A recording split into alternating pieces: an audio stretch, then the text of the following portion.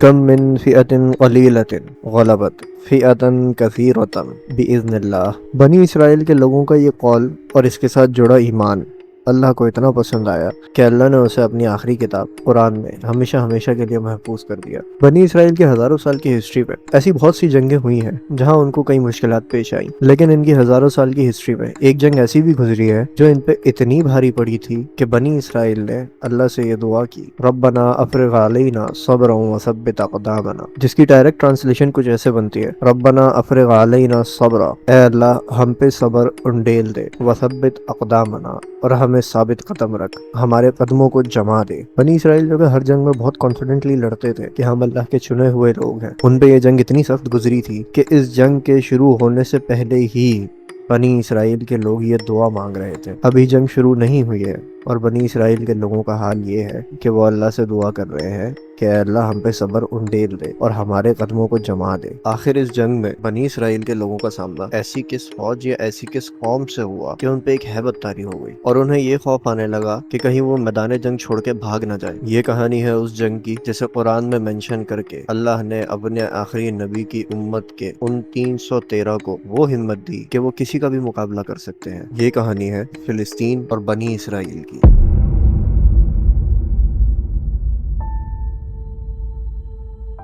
بنی اسرائیل وہ قوم ہے جو اللہ کی لاڈلی قوم ہوا کرتی تھی، اور انہیں نہ صرف اس بات کا پتہ تھا بلکہ اس بات پہ پورا گھمنڈ بھی تھا۔ وہ قوم جس میں اللہ نے سب سے زیادہ نبی بھیجے اور 4 میں سے 3 آسمانی کتابیں بھیجی، اسی قوم نے بار بار اللہ کی نافرمانی کی، جس کی وجہ سے ان پہ کئی بار عذاب بھی آیا۔ ان کئی عذابات میں سے ایک عذاب تھا جب اللہ نے بنی اسرائیل کو عرب کے صحراؤں میں بھٹکنے کی سزا دی اور ان سے کہا کہ تم پرومسڈ لینڈ یا برکت والی زمین میں تب تک داخل نہیں ہو سکتے جب تک اس جنریشن کا ایک ایک انسان مر نہ جائے، تمہاری اگلی جنریشن ہی پرومسڈ لینڈ میں داخل ہوگی۔ اللہ نے موسیٰ علیہ السلام کے ذریعے جب بنی اسرائیل کو فرعون سے نجات دی تو اللہ تعالیٰ نے اس کے بعد ان پہ اپنی کئی نعمتیں نازل کی۔ اللہ تعالیٰ نے موسیٰ علیہ السلام کو 10 کمانڈمنٹس دی اور بنی اسرائیل کو تابوت سکینہ بنانے کا حکم دیا، جس کے ساتھ ان کا بہت اسٹرانگ بلیف جڑا تھا کہ جب تک یہ تابوت ہمارے بیچ میں ہے ہمیں جنگ میں شکست نہیں ہو سکتی۔ یہ وہی تابوت ہے جسے آج بھی دنیا ڈھونڈ رہی ہے، جس پہ کئی موویز بھی بن چکی ہیں، بے تحاشا ڈاکیومنٹریز بن چکی ہیں۔ یہ تابوت بنی اسرائیل اور ہمارے لیے اتنا خاص کیوں ہے؟ کیونکہ اسے بنانے کا حکم اور اسے بنانے کے سارے انسٹرکشنز اللہ نے خود موسیٰ علیہ السلام کو دیے تھے۔ یہ کتنا چوڑا ہونا چاہیے، کتنا اونچا ہونا چاہیے، اس کا مٹیریل کیا یوز ہونا چاہیے اور اس کو ٹرانسپورٹ کیسے کرنا ہے، ایک ایک چیز اللہ نے خود موسیٰ علیہ السلام کو بتائی تھی۔ تابوت سکینہ اٹسیلف شاید اس دنیا کا سب سے امپورٹنٹ ریلک ہے جس میں فیوچر میں ایک ڈیٹیلڈ ویڈیو کروں گا۔ ابھی چلتے ہیں واپس اس واقعے کی طرف جو سارے ہی ریلیجنز میں نہ صرف کامن ہے بلکہ بہت ہی امپورٹنٹ ہے، اور یہ واقعہ اللہ نے قرآن میں نازل کیا تھا جنگ بدر سے پہلے، اور اس واقعے کے تھرو اللہ نے اپنی لاڈلی قوم کو یہ بتایا کہ تم سے پہلے بھی ایک لاڈلی قوم تھی، اور جب ان پہ بھی ایسا وقت آیا تھا جو وقت ابھی تم پہ آیا ہے تو اس وقت ان کا کیا ایمان تھا، ان کا کیا جذبہ تھا، انہوں نے یہ جنگ کیسے لڑی اور انہوں نے اللہ سے کس طریقے سے مدد مانگی۔ جنگ بدر سے پہلے جو آیات نازل ہوئی تھیں، جو واقعہ قرآن میں آیا تھا، وہ آیات تو سورہ بقرہ میں نازل ہوئی تھی، لیکن اس کی بیک اسٹوری اور اس کا کانٹیکسٹ سورہ مائدہ میں موجود ہے، جو کہ سورہ مائدہ کی آیت نمبر 20 سے شروع ہوتا ہے۔ وَإِذْ قَالَ مُوسَىٰ لِقَوْمِهِ، اور یاد کرو جب موسیٰ نے اپنی قوم سے کہا تھا، یا قوم اذکروا نعمت اللہ علیکم، اللہ کی اس نعمت کو یاد کرو جو تم پر ہوئی ہے، اذ جعل فیکم انبیاء، کہ اس نے تم میں نبی پیدا کیے، وجعلکم ملوکا، اور تمہیں بادشاہت عطا کی، وآتاکم ما لم یؤت احدا من العالمین، اور تمہیں وہ کچھ دیا جو تمام جہان والوں میں سے کسی کو بھی نہ دیا۔ یا قوم ادخلوا الارض المقدسہ، اے میری قوم کے لوگوں داخل ہو جاؤ اس مقدس زمین میں، التی کتب اللہ لکم، جو اللہ نے تمہارے لیے لکھ دی ہے، ولا ترتدوا علی ادبارکم، اور اپنی پیٹھوں کے بل واپس نہ پھرنا، فتنقلبوا خاسرین، ورنہ تم خسارے والوں میں سے ہو جاؤ گے۔ قالوا یا موسیٰ، انہوں نے کہا اے موسیٰ، ان فیہا قوما جبارین، وہاں تو بہت ہی طاقتور قوم رہتی ہے، وَإِنَّا لَن نَدْخُلَهَا، اور ہم ہرگز وہاں داخل نہیں ہوں گے،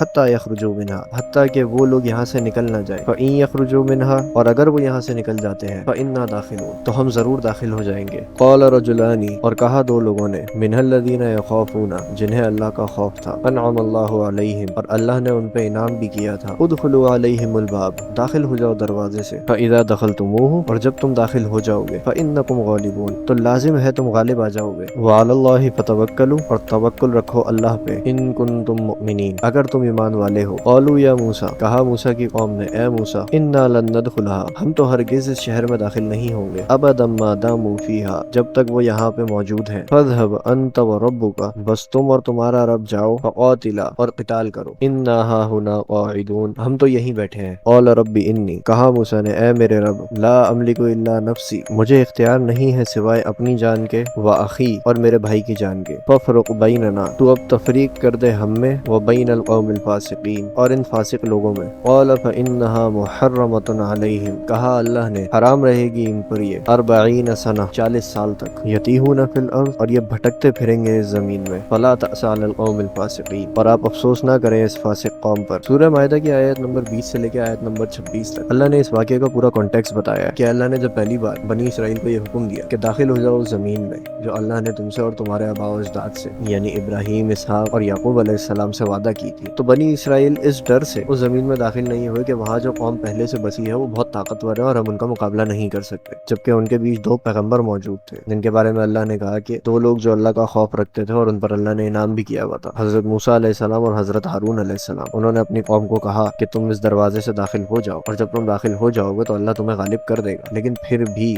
उन्होंने अपने दोनों नबियों को डिनाई किया, उन्होंने अल्लाह के डायरेक्ट हुक्म को डिनाई किया, तो अल्लाह ने उन्हें 40 साल तक जमीन में भटकते रहने की सजा दी। बुक ऑफ ड्यूटरोनॉमी में भी इस बैनिशमेंट का जिक्र है।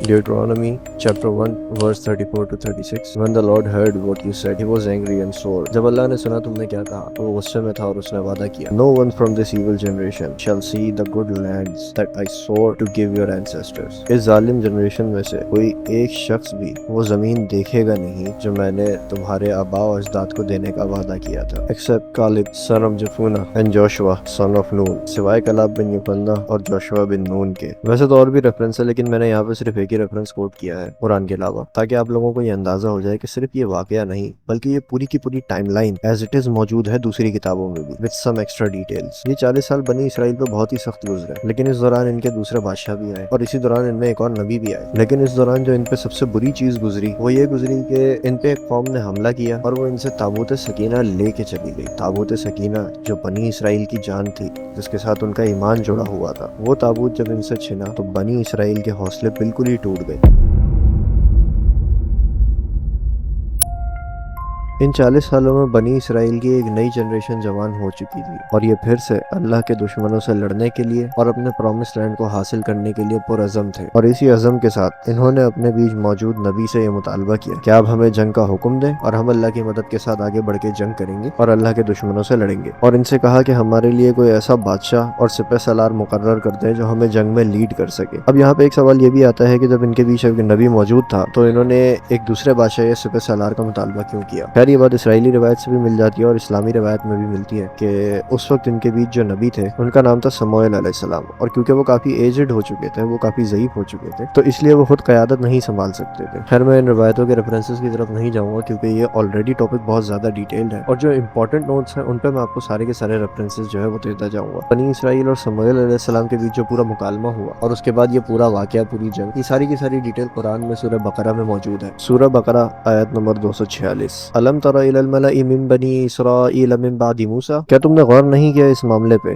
जो बनी इसराइल के सरदारों को मूसा के बाद पेश आया? इज़ क़ालू लिनबिय्यिन लहुम, जब उन्होंने कहा अपने नबी से, उबउस लना मलिका, और मुकर्रर कर दीजिए हमारे लिए कोई बादशाह, नुक़ातिल फी सबीलिल्लाह, ताकि हम क़िताल कर सके अल्लाह की राह में। क़ाल हल असैतुम, उन्होंने जवाब दिया कि तुम्हें इस बात का अंदेशा भी है, इन कुतिबा अलैकुमुल क़िताल, कि तुम पे क़िताल फर्ज कर दिया जाए, अल्लाह तुक़ातिलू, और तुम क़िताल से भाग जाओ। क़ालू वमा लना, उन्होंने कहा ये कैसे हो सकता है, अल्लाह नुक़ातिलू फी सबीलिल्लाह, कि हम अल्लाह की राह में क़िताल से भाग जाए, वक़द उख़रिजना, जबकि हमें निकाल दिया गया, मिन दियारिना, हमारे घरों से, व अबनाइना, और हमारे बेटों से, फलम्मा कुतिबा अलैहिमुल क़िताल, और जब इन पर क़िताल फर्ज कर दिया गया, तवल्लौ इल्ला क़लीलन मिनहुम, तो सब पीठ फेर गए सिवाय उनके जो बहुत थोड़े थे। वल्लाहु अलीमुम बिज़्ज़ालिमीन, और अल्लाह ऐसे जालिमों को खूब जानता है। व क़ाल लहुम नबिय्युहुम, और उनके नबी ने उनसे कहा, इन्नल्लाह क़द बअस लकुम तालूत मलिका, کیا اللہ نے تمہارے لیے طالوت کو بادشاہ چنا ہے۔ قالوا انا یکون لہ الملک، ایسا کیسے ہو سکتا ہے کہ اسے بادشاہت مل جائے۔ ونحن احق بالملک، جبکہ ہم اس سے زیادہ حقدار ہیں بادشاہت کے۔ ولم یؤت سعۃ من المال، اور اس کو تو وسعت بھی نہیں دی گئی مال میں۔ قال ان اللہ اصطفاہ علیکم، یقیناً اللہ نے اسے چن لیا ہے تم لوگوں پر۔ وزادہ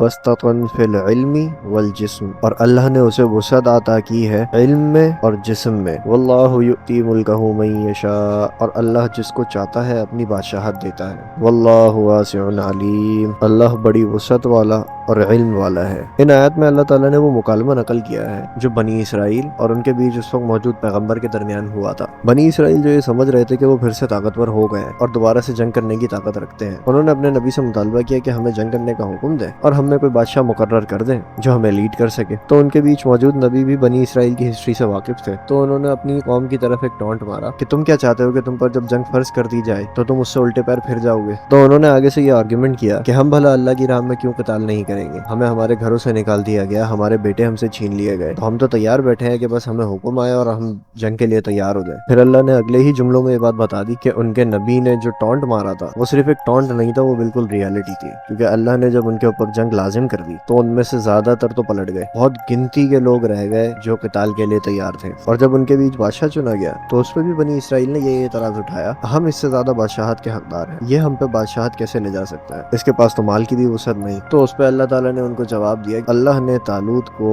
دو چیزوں میں وسعت دی ہے۔ اللہ نے طالوت کو باقی بنی اسرائیل کے مقابلے علم بھی زیادہ دیا تھا، اور اللہ نے اس کو جسمانی طاقت بھی بہت زیادہ دی تھی، جو کہ اس وقت کی کنڈیشنز کے لحاظ سے بنی اسرائیل کی ضرورت بھی تھی۔ طالوت کو تو بنی اسرائیل نے بادشاہ ماننے سے انکار کر دیا۔ تو یہ دیکھتے ہوئے اللہ نے اپنے نبی کے تھرو ایک پریڈکشن کی جو کہ اگلی ہی آیت میں اللہ نے بیان کی ہے۔ وقال لهم نبيهم ان آیت ملکی، اور کہا ان کے نبی نے کہ اس کے بادشاہ مقرر ہونے کی نشانی یہ ہے کہ ان یأتیکم التابوت فیہ سکینۃ من ربکم، کہ تمہارے پاس وہ تابوت واپس آ جائے گا جس میں تمہارے دلوں کا سکون رکھا ہے تمہارے رب نے۔ وبقیۃ مما ترک آل موسیٰ وآل ہارون، اور اس میں باقیات ہیں آل موسیٰ کی اور آل ہارون کی۔ تحملہ الملائکہ، اور وہ فرشتوں کی تحویل میں ہے۔ ان فی ذلک لآیۃ لکم، یقیناً اس میں تمہارے لیے بڑی نشانی ہے۔ ان کنتم مؤمنین، اگر تم ایمان رکھتے ہو تو۔ اللہ نے طالوت کی بادشاہت کی دلیل اس چیز کو بنایا کہ بنی اسرائیل کے پاس تابوت سکینہ واپس آ جائے گا جو ان سے چھن چکا تھا۔ تابوت سکینہ بنی اسرائیل کے پاس واپس کیسے آیا، اس کی ڈیٹیل قرآن میں تو موجود نہیں، لیکن اس کی ڈیٹیل ہیبرو بائبل میں ہے۔ ہیبرو بائبل میں سیموئیل چیپٹر 4 چیپٹر 6 میں اس کی ڈیٹیل آپ کو مل جائے گی۔ جس جنگ کی ابھی تیاری چل رہی ہے، جس کے لیے طالوت کو بادشاہ چنا گیا ہے، اس جنگ سے پہلے بنی اسرائیل کی ایک جنگ فلسطینیوں کے ساتھ ہو چکی تھی۔ اس وقت کا فلسطین آج کا ماڈرن ڈے فلسطین ہے، اور یہاں پہ ہمیشہ سے وہی قوم آباد ہے جو اس وقت فلسطین میں آباد تھی۔ آج بھی انہی لوگوں کی جنریشن چل رہی ہیں، لیکن اس وقت فلسطینی کافر تھے، اور یہ جس گاڈ کی پوجا کرتے تھے اس کا نام بائبل میں تو ڈیگن آیا ہے، لیکن قرآن میں اس کے بارے میں کوئی ڈیٹیل موجود نہیں۔ بنی اسرائیل کی جب فلسطین سے پچھلی جنگ ہوئی تھی تو انہیں بہت بری طرح شکست ہوئی تھی، اور فلسطینی ان سے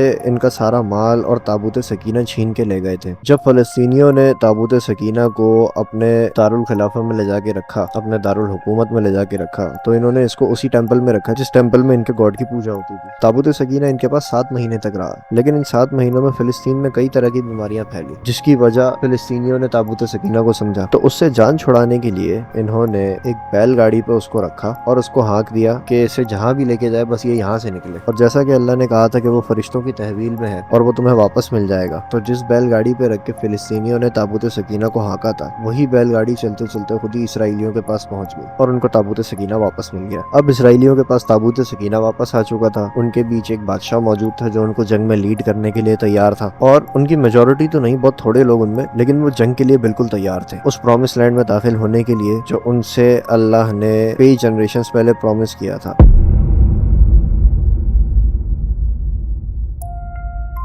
آج کی ویڈیو میں اس اسٹوری کو یہیں تک رکھتے ہیں، باقی اسٹوری میں کنٹینیو کروں گا اپنی اگلی ویڈیو میں، کیونکہ یہ جو جنگ تھی یہ بنی اسرائیل کی سب سے امپورٹنٹ جنگوں میں سے ایک ہے، اور صرف بنی اسرائیل کی نہیں، یہ ہماری ہسٹری میں بھی بہت امپورٹنٹ جنگ ہے، اور یہ جنگ کتنی امپورٹنٹ تھی اس کا اندازہ اس اسٹوری کے کانٹیکسٹ کے بغیر ہو ہی نہیں سکتا تھا، اس لیے میں نے پہلے پورا کانٹیکسٹ اس کا بتایا ہے۔ اب جس جنگ کا میں نے آپ کو کانٹیکسٹ بتایا ہے، اگلی ویڈیو میں وہ جنگ شروع ہونے والی ہے، اس کے بارے میں قرآن میں کیا کیا الفاظ آئے ہیں، اس کے بارے میں دوسری کتابوں میں کیا کیا الفاظ آئے ہیں، یہ سب آپ سنیں گے انشاءاللہ اگلی ویڈیو میں۔